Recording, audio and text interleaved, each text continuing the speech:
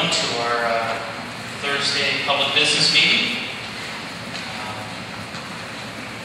being held in the town of Allegany and in the great Goodwill Fire Company Armory facility. Thank you very much to the town. Thank you, Mayor. Thank you to Commissioner Wilk. And also, I'd like to thank Clarence Broadwater that most of the firemen are at the convention, and so Brett really appreciates all the hard work that Mr. Broadwater had for us. So thank you very much. Gentlemen, are there any additions or deletions to our agenda? I'd like to entertain a motion to approve the minutes of our June 28th, 2012 public business meeting. So moved. Is there a second? It's been moved by Commissioner Brody, seconded by Commissioner Valentine. All in favor, signify by saying aye. Aye. Any opposed? Motion carries. Okay. We're going to move right into our presentation. Item number 1 is our Allegany County Transit Route Modification Update. Ms. Sierra, I understand that are you leading? I have some help. Oh, you have some help? Yeah. You're not leading? You're actually going to have some help? You're going to actually? Okay. Yeah. Mr. Stafford. Thank you very much.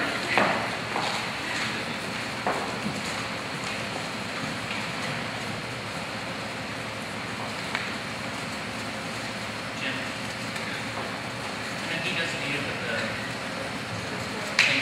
Commissioners McKay, Brody, and Valentine, thank you for having us here today for our proposal, actually our enhanced proposal that we have looked at since our original meeting on June 14th. And give you an idea who's here with me tonight. Again, Sierra Wakefield is our transit planner, Rory Cool, our senior transit planner, Christine Howard, our transit supervisor. What we've done, this study started back on, the first meeting was October 4th, 2011.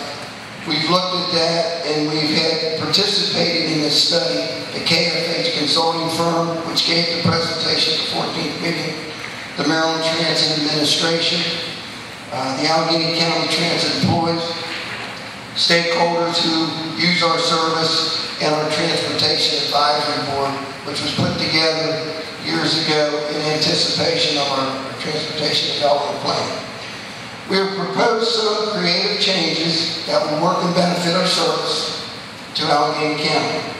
We strive to attain the following goals with this proposal: savings to Allegany County, adjustments and tweaks to the proposal to address the concerns of our stakeholders and our customers.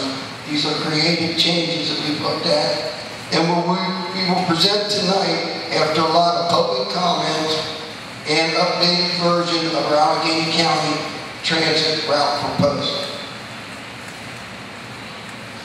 First of all, in the presentation outline, we will address it in 5 different ways: the route analysis, customers, drivers, accomplishments, and questions and feedback.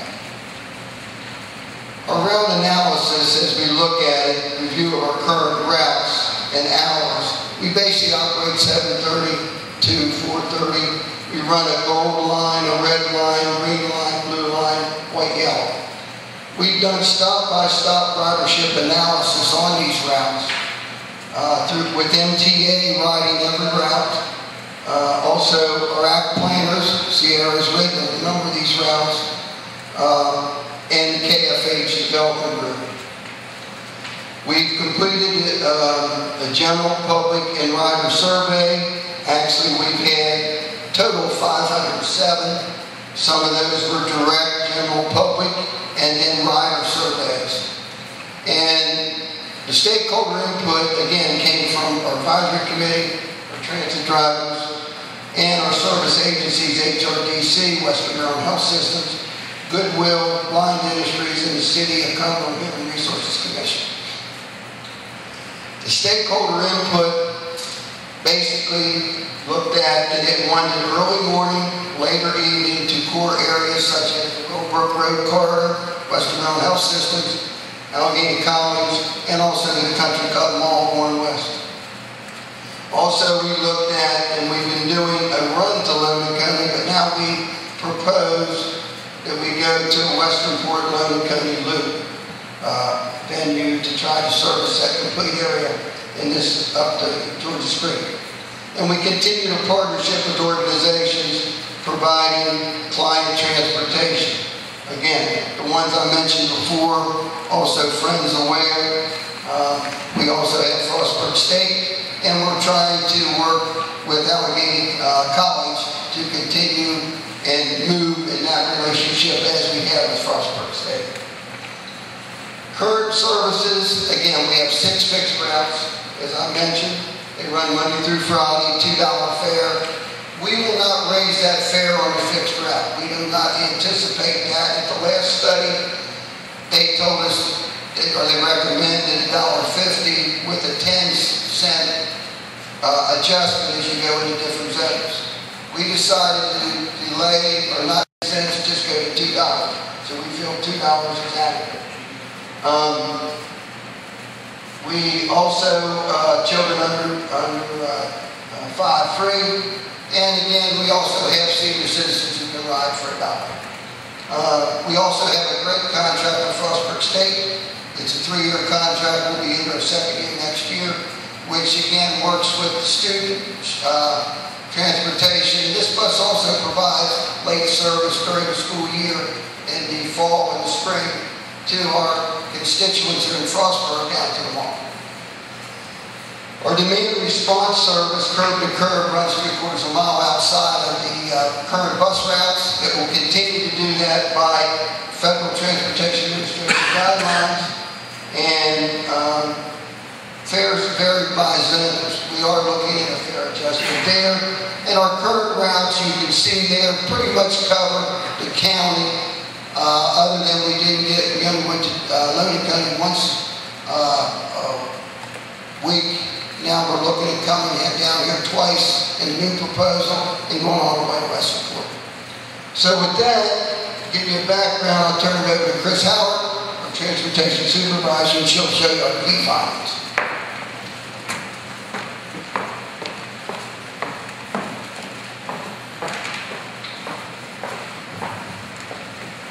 Good evening.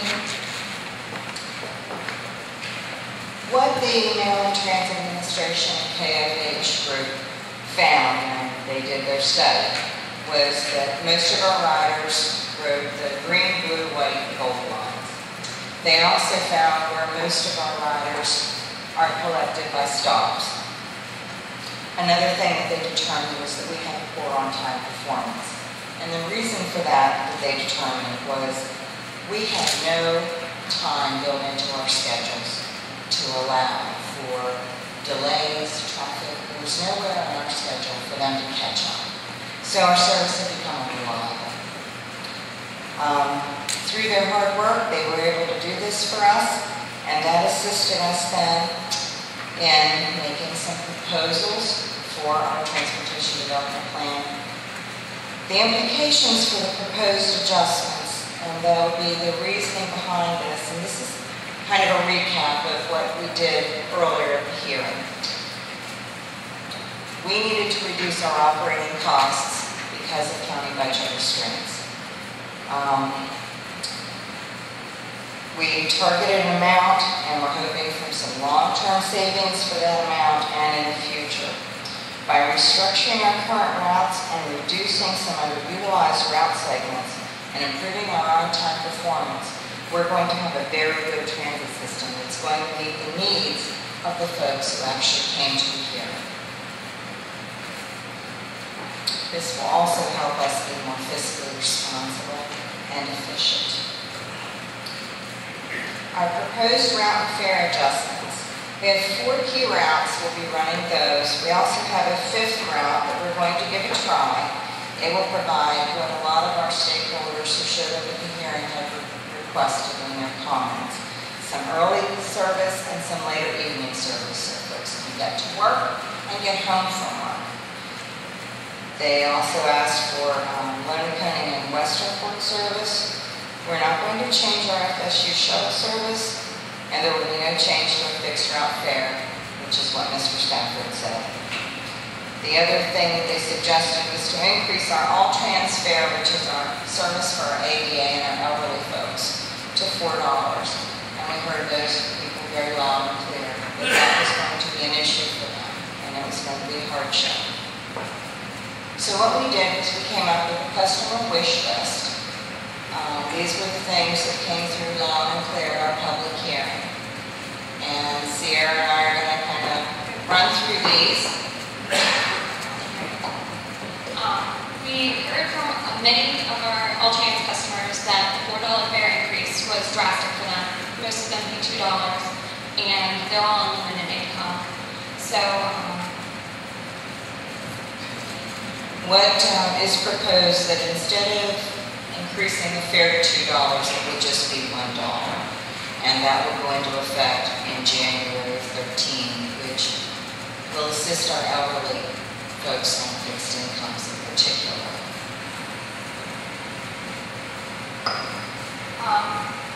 The people, they asked for expanded service in the western portion of the county to Westerport and Luke. And they also requested that there be transfers for other shopping opportunities in the mall from Allegany. So we actually, the schedule we propose for the learning schedule will be able to make transfers at the mall, so you can go to Frostburg, or if you need to go to the hospital, and you can still make your way back to Westerport or Luke. To serve Luke, we are doing a call-ahead notification, so we'll go down there as needed. There was also some issues regarding that we had changed the Green Line route, which services Green Street, to start at 8:30, and this was an issue for some folks getting to work in LaVale. So we were able to tweak that so that we left it alone. It will start at 8 o'clock as it always has. Another point of interest was the loss of service at Fayette Street, YMCA, Tri-State Health. What we're going to do is we'll have actually 2 routes that run through there for folks. So with 2 routes, the Green Line and the Gold Line running through there, you'll actually be able to get to the mall for the first time in 15 minutes. So I think that's going to help folks, plus the early morning and later evening service.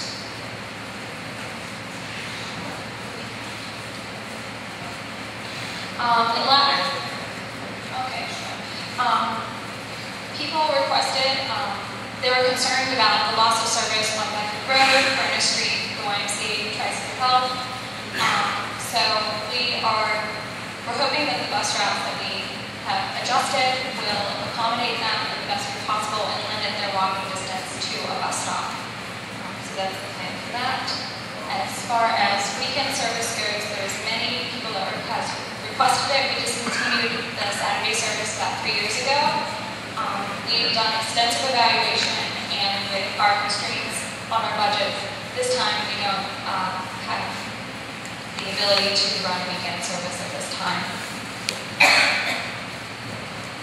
One thing I'd like to add is on the earlier and later bus service, by being able to provide that, we're actually going to be able to get people to work with ACS, Active Networks, and to the mall early in the morning, and there will be a vehicle to bring them home with you. That was one of the things that was brought up on the queue. The other issue was some accomplishments. We did listen to some of the drivers. They actually had a meeting with Commissioner Valentine, and we addressed the concerns that were raised for them. And Sarah, if you want to walk through that. The first issue that some of the drivers had was the routes were redesigned so to save on time by not going through plazas, and so the implication would be that passengers would actually walk through parking lots. The drivers see this as a problem. Mainly people are waiting, they don't have the awning to wait under, or people with bags walking through parking lots is not very safe. So we've adjusted the routes and we're continuing to serve the plazas while still staying on time. The drivers also brought up some fare box placement issues, which we are addressing. They also mentioned that currently we use Route 40 on many routes, and we're changing it to use I-68 more often. This is only to make the routes more efficient and to run a little faster, so people will be more encouraged to ride them. In addition to the other changes, we're working on more user-friendly schedules to encourage ridership and ease and usability of our system. She's going to put up an example of our new schedule. I think at a glance they're going to be very, very user-friendly and very easy to read. At a glance you'll be able to tell if you're at the mall, what time buses are going to be at the mall and what time will get you where you need to go. It's concise, it's simple, it's very easy, and it flows like a lot of other schedules do around the country. I think our old schedules were a little antiquated, a little difficult to read. So with that being said, I think we listened, we heard, we're going to be efficient, and Jim? To wrap this up, we'd just like to say that this new system we feel will work. Through our consultant and everything, the system has been evaluated for the past 9 months. Thanks to KFH, MTA, our drivers, our stakeholders, this proposed system will achieve our goals and continue to serve our community efficiently, on time, and at the same time also save taxpayer money. Any questions, I'll be more happy to answer. Or my team will too. Statement, it seems that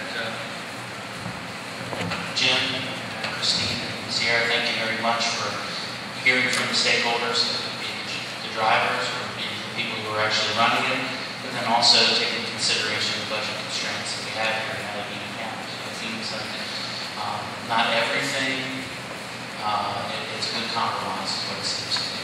So thank you very much for working with everybody. Thank you, Commissioner, for meeting with the drivers.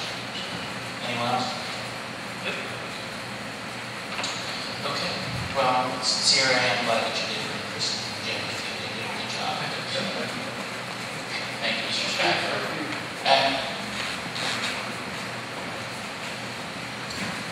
Okay, moving right along into our action agenda. Item number 2 is a budget amendment, as well as budget item number 3 that concerns the Allegany County Board of Education. I understand the Chief Business Officer, Mr. Randy Baker, is here. It's all yours, sir. Yes, I'm going to give you this.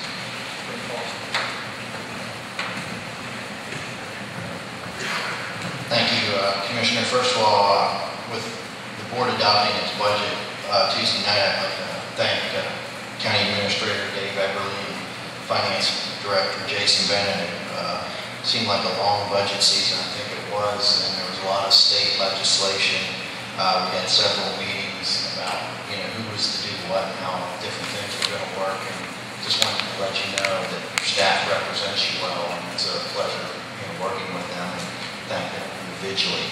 The 2 budget amendments that the board has have to be approved by the commissioners because the board is changing the total amount of its budget. The first one is a recognition that the state reduced the unrestricted state aid and instead substituted federal money for that. That occurred in late May, and that's why we're running this through at the June business meeting at the Board of Education. This is the very same amendment that you approved in February of 2011, and it in no way impacts the current or future county appropriations.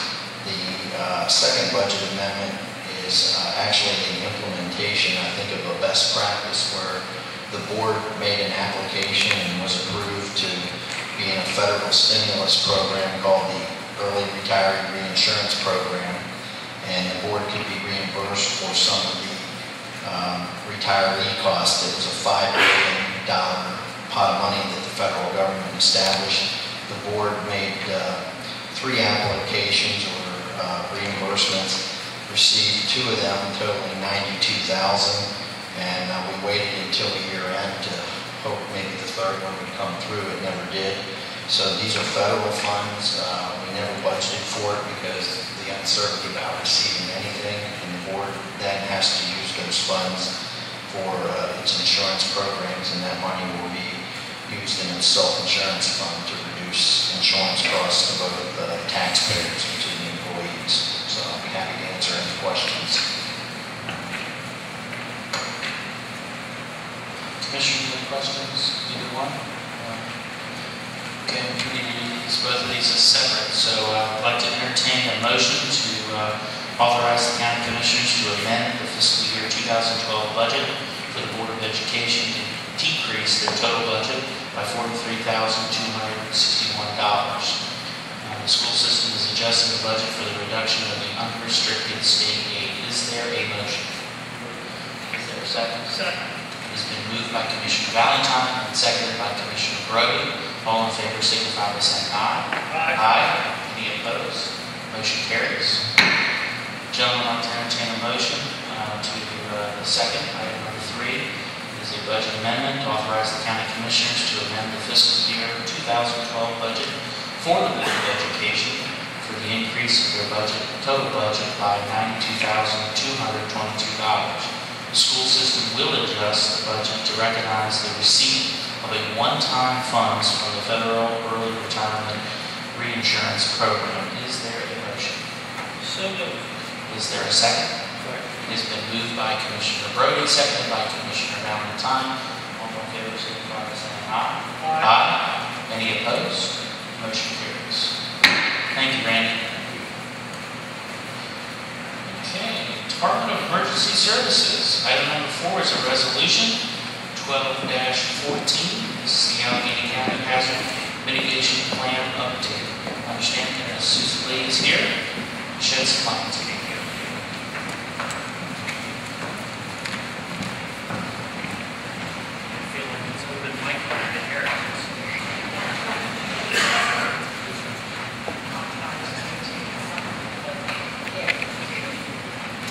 Good afternoon, everybody. Can you hear me okay? This is a draft that's trying to escape of the updated hazard mitigation plan for Allegany County. I'm going to read a couple of very short overview points rather than going through the entire plan, but I can't overemphasize the importance of this kind of a planning effort, because this is the type of planning that helps our communities to become resilient and able to recover more quickly from the disasters that we are going to experience in the area. Hazard mitigation planning provides a foundation for the development of a long-term strategy to reduce disaster losses and to break the cycle of disaster damage, reconstruction, and repetitive damage. When any of these goals are achieved, the community becomes more resilient and is able to return to a state of normalcy more effectively following a disaster or emergency event. And as recent incidents have indicated, our community is pretty resilient. We had a severe weather event that just impacted us. A lot of folks were without power and water for an extended period, but all the communities came together, all the agencies came together, and I think that we have recovered very effectively. This plan helps us identify those issues that we can somehow change or mitigate to prevent or reduce the disaster from occurring in the first place. So it's a very worthwhile effort. The first part of the process, of course, like any planning process, is to identify your committee that's going to work on the plan. And we actually had 17 representatives from different agencies and all the municipalities working on this effort. And the effort itself took over a year. Once your committee is established, you have several work group meetings. You have a draft review process that's very lengthy. Once that's done, the plan has already been submitted to the Maryland Emergency Management Agency as well as FEMA, and both have given their blessing to the plan. So all that awaits us now is the adoption and promulgation of the plan. Very, very quickly, The hazard mitigation planning entails in-depth analysis of a variety of factors which impact the jurisdiction, whether it's geology, climate, population, topography, transportation, critical facilities, and etc. All of these things have some influence on the region's vulnerabilities. So after we perform these analyses, we use them as the basis for the risk assessment. And the hazards that we identified that would most likely impact the county are almost all of a natural nature. There are a few man-made rail accidents, airplane accidents, which is extremely low on the list, hazmat, but everything else, flood, severe weather, tornado, winter storm, these are the risks that Allegany County faces. Pardon me.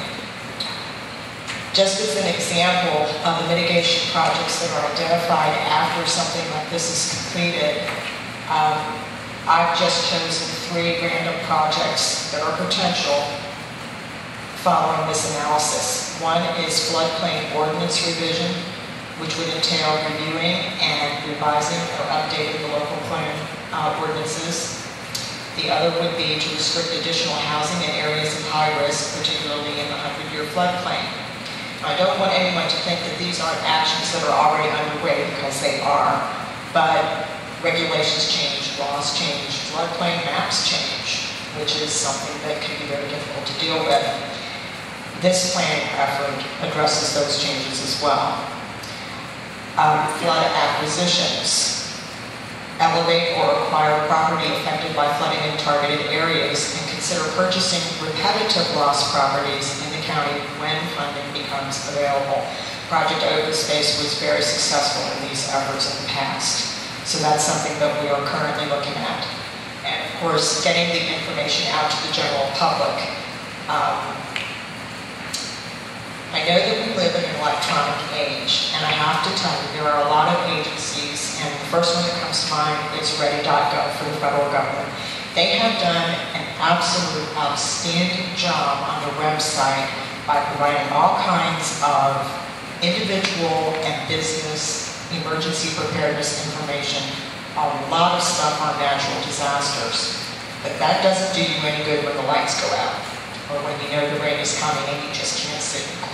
There's still a place for the written word, and something that's compact that can be put in a safe place and retrieved is the kind of document that we're looking to develop and to produce and provide to the citizens.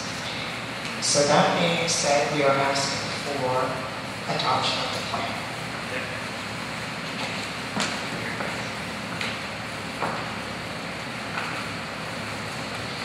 Okay, Commissioners, I'd like to entertain a motion that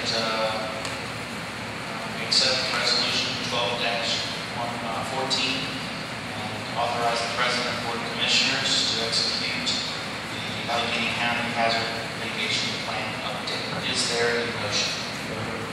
Is there a second? Second. It's been moved by Commissioner Valentine, seconded by Commissioner Brody.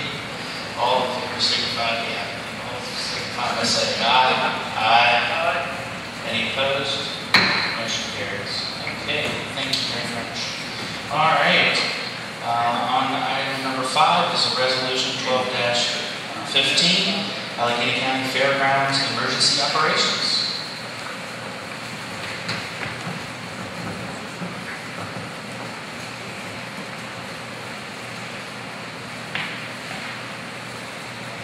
Emergency Operations Plan is a guideline.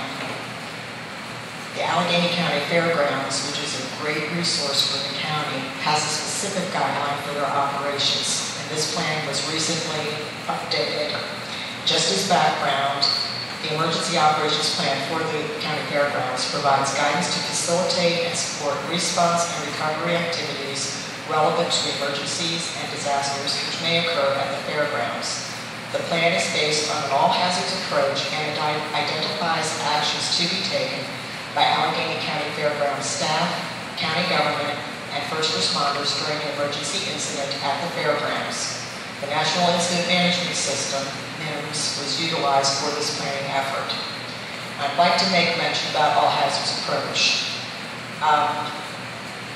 Every plan that is created in the country today utilizes an all-hazards approach, because after 9/11 and before Katrina, everything was terrorism-based, which was great, but it has a specific angle that it's preparing its resources for that doesn't necessarily address natural or other types of man-made disasters. After Katrina, they determined that it made a lot more sense to just utilize an all-hazards approach, because it almost doesn't matter on the incident. Almost all of the response efforts will be similar. You may have special operations involved, but you're still going to utilize the same pool of resources. So that's what we mean when we say we're using an all-hazards approach. We determined that the following types of hazardous events may impact the fairgrounds. This is by no means an exhaustive list, but for natural disasters, we have Potomac River flooding, smaller stream flooding, heavy snow and icing, high wind events, severe thunderstorms. And for man-made disasters, we have hazmat incidents, structure fires, collapse hazards, and if you'll recall, the state fair that had the stage disaster, I believe that was last year, where several people died. I mean, this is something that we need to be attentive to. Explosions, transportation issues such as train derailments or vehicle accidents, and law enforcement incidents. All emergencies occur at the local level. So most of our emergencies will be dealt with utilizing local resources. If an incident grows, we as emergency services will serve as a conduit to coordinate and support that effort, and then we will begin to reach out through other avenues if we exhaust our own resources. We do belong to the Maryland Emergency Compact, so we do have a conduit to get those resources. The plan guidance itself provides direction, control, and incident command for any incident, how alerts and warnings will be accomplished, public notification, fairgrounds communications, evacuations, primary incident responders, and other assistant agencies, so that when this plan is pulled to be utilized, the users can go to a specific section and see what the guidance is. Specific checklists have also been developed and provided in the plan to deal with fire emergencies, missing persons, severe weather, bomb threats, medical emergencies, and evacuations. Again, it's not an all-exhaustive list, but it deals with the major points. So we would request adoption of the plan.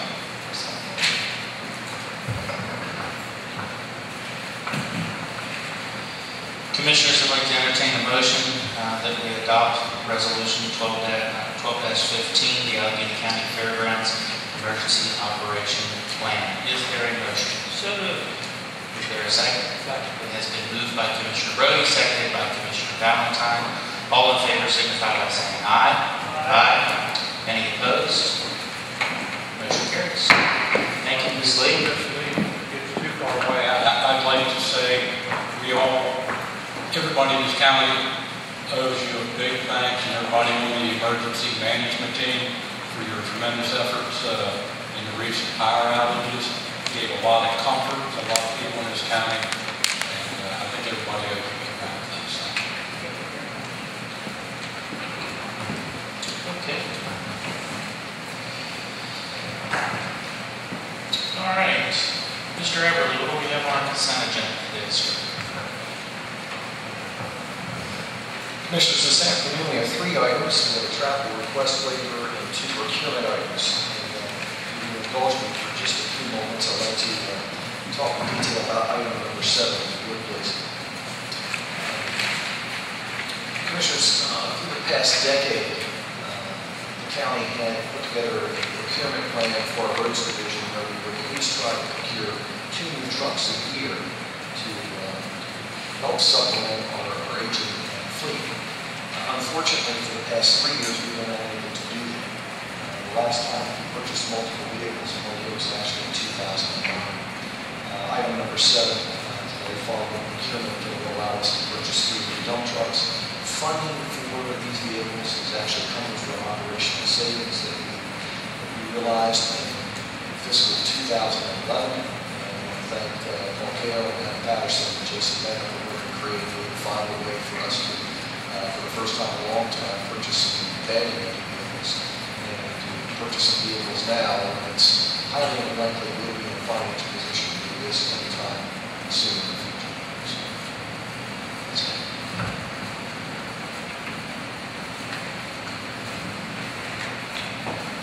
Commissioners, I'd like to entertain a motion that we accept the consent agenda. Is there a motion? Is there a second? Second. It's been moved by Commissioner Valentine, seconded by Commissioner Brody. All in favor signify by saying aye. Aye. Any opposed? Motion carries. Thank you. Mr. Everly, bid reports. This week we entertained bids for the Tacoma Drive drainage improvement contract. 12 GC, and forwarding those bids back to the department heads for evaluation and further recommendation. Just pass this down.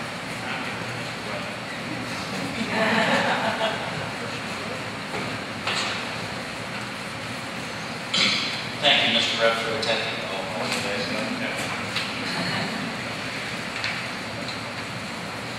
Okay, commissioners, who's first? All right. Okay, I spent the day yesterday in Annapolis at the Mako meeting. One of the things I think our commissioners can be quite proud of, it was brought to light yesterday that Allegany County was one of only two counties in the entire state of Maryland did not raise the property taxes on their citizens. And we are committed to keep that going right. Our people just cannot afford to pay higher property taxes. Also, there was discussion yesterday, and I was in touch with a representative of Lakes who is doing the Rocky Gap development, and that he is moving right along. I think you're going to see the dirt line and the new construction at Rocky Gap probably by the end of the first week or so of August. So that's moving right along for us. Also, yesterday it was brought to light that the state had moved back on the requirement for residential sprinklers in all homes. It was set to go into effect, making mandatory by October 1st this year. We're going to have things going rather tight.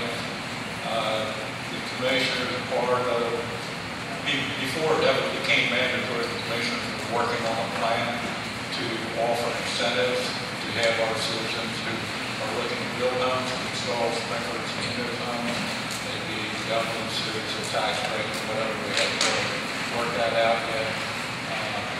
We're going to continue to move forward with that. I have arranged for Allegany College in Maryland to offer classes so that we can get the local people certified in the design of residential sprinkler systems and in the installation of sprinkler systems. And I would be putting together a list of materials that our local warehouses will have to have in stock so that these systems can be installed for anybody who wishes to install them. So we are going to continue to move forward to incentivize people to install these systems, even though they probably will not become mandatory in the state of Maryland now. We're talking 2015.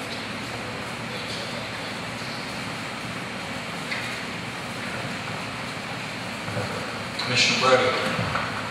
Well, thank you. I'll just do a brief rundown of things that's been going on since Saturday, June 30th, places where we have been 1, 2, or 3, some of us anyhow. Starting Saturday, June 30th, Allegany County Sheriff's picnic, and Maryland State Senator David Brinkley meeting. He's from Frederick County, Senate District 3. Senator Brinkley is very good for Western Maryland. He's a good friend. Monday, July 2nd, Town of Coney meeting, Town of Midland meeting, and Town of Westernport. Wednesday, July 4th, reading of the Constitution, 36th Annual Frostburg Elks Derby Day. Friday, July 6th, downtown Cumberland after 5. Saturday, July 7th, Fort Hill High School 75th anniversary. And Antietam National Battlefield commemoration event with the Maryland Symphony Orchestra. Sunday, June 8th, get together for the Friends of Senator Edwards. Monday, July 9th, tourism meeting with Barbara Buell, law enforcement meeting with Sheriff Robertson. Tuesday, July 10th, Animal Control Board Director interview, City of Cumberland Council member Dave Kaufman. Allegany County Board of Education work session, Allegany County Board of Education public meeting, Allegany County Farm Bureau meeting, and BART installation of officers. Congratulations to Mayor Coleman, Commissioners Kimball, Stowell, Smith, and Rice. Wednesday, July 11th, Animal Control Board members interview, Allegany County Mental Health Advisory Board interviews, Maryland Association of Counties Legislative Committee meeting.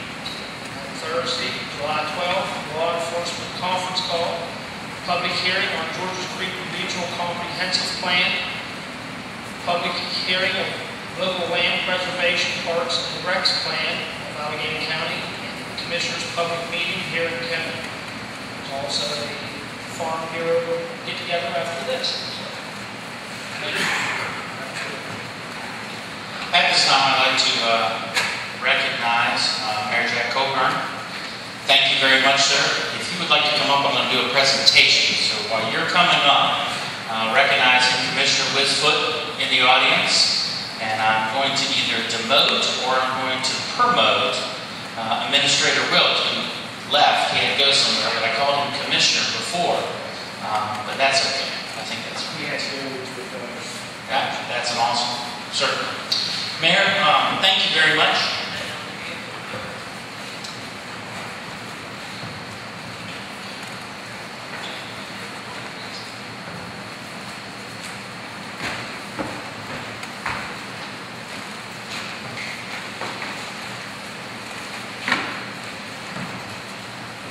Mayor, you've been an integral part of the success of us as commissioners, and I want to really, really appreciate everything you've done for us. Either we making a phone call to you or you making a phone call to us. I think it's a good example of the partnership and the commitment that we have for the towns and the cities, and more especially that the mayors and the council members have the commitment for the county as a whole. And I'd like to publicly thank you for doing that, sir. And on behalf of the commissioners, what we'd like to do is present you with a Allegany County flag. And I'm going to hand the microphone back to Commissioner Valentine, who's going to, by memory, because he's memorized it so well, give an explanation of the Allegany County flag.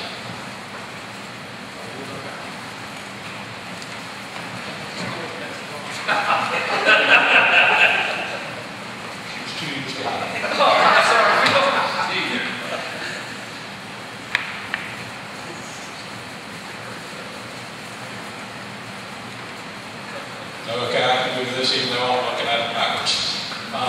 One of the big things you'll notice there at the top of the insignia side is the mountains. That's what Allegany County, Garrett County, Western Maryland is known for. You'll see the date of 1789, birth of Allegany County. You'll see a clump of wheat honoring the farming that took place in this area.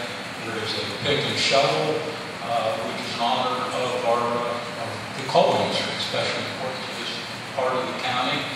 You'll see a picture of a wheel right there by the shop of wheat. That's honoring transportation as well as the toll house, honoring transportation. You'll see pictures of the churches and their steeples, which has always been very important to this area. You'll see the smokestack industries, and down at the bottom you'll see the coal cars, once again honoring the coal industry that's always been so important to this area. Very good. Hey, Commissioner Brody, what is that smokestack industry? That would be DuPage. Does it have a significance in Allegany County? It most certainly does, with a total employment probably outreach of at least 3,000 people.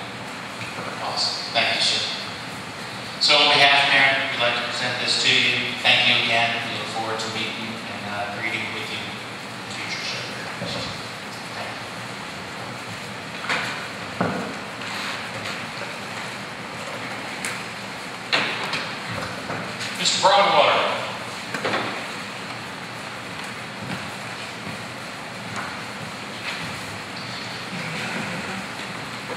On behalf of the commissioners, we would like to present you with this Allegany County flag, which I don't know.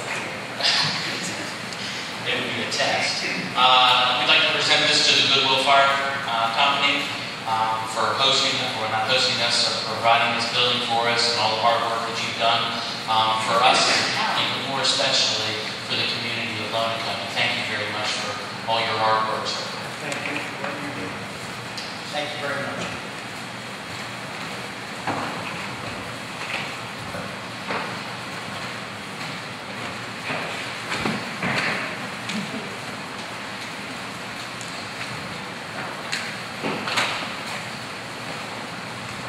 Okay, moving right into constituents. Looks like we have Mr. McFarland.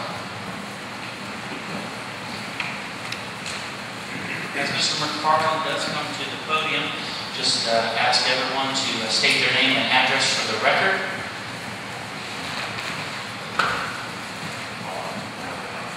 Tim McFarland, 14212 Drive, Bel Air. My concern is on the routes. The way they're designed, we're losing a full-time driver. And my concern is about the other one. It was the hours it was designed for, 32 hours. I spoke with Jim this year prior to the meeting. Is that a sure thing that in my hours, the routes now, that they're all going to be 40 or close to 40 hours a week? What they're stated to be is about 40 hours a week. The one route you're talking about started out at 32, and I have to go 39 and a half. The contract reads that, it's supposed to be 45. So there's no change, there won't be no change in that, just besides using one driver, one route? Yes, one route, again, will be one route. Thank you. Thank you, Mr. McFarland. Okay. Jack, you signed up. Do you want to speak? Okay.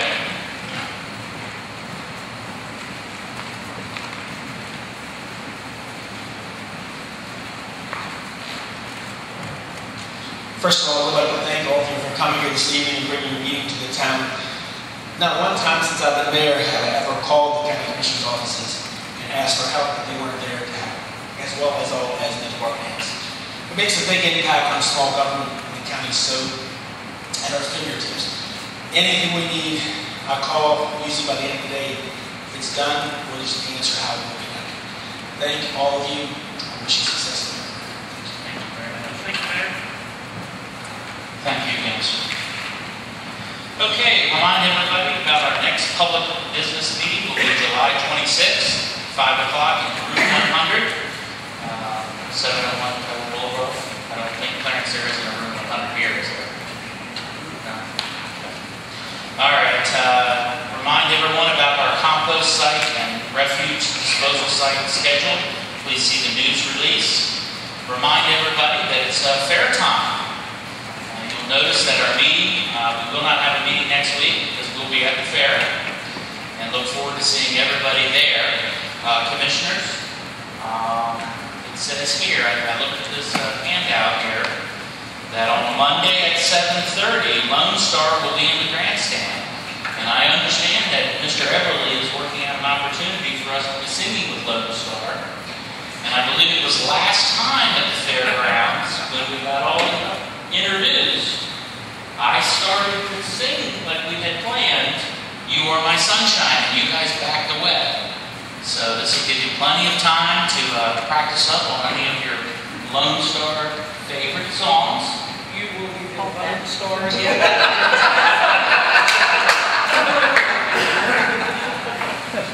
Well, if everybody gets a chance to look at the schedule of events, there are many other opportunities for people to come and experience the fair.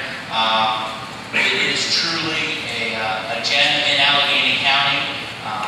It is just a great time, and I encourage everyone to take the opportunity to go out to the fair, see the rides, see the shows, but more especially go out and see the kids. They take really an interest in their livestock as well as their agricultural bounties of their vegetables, as they say.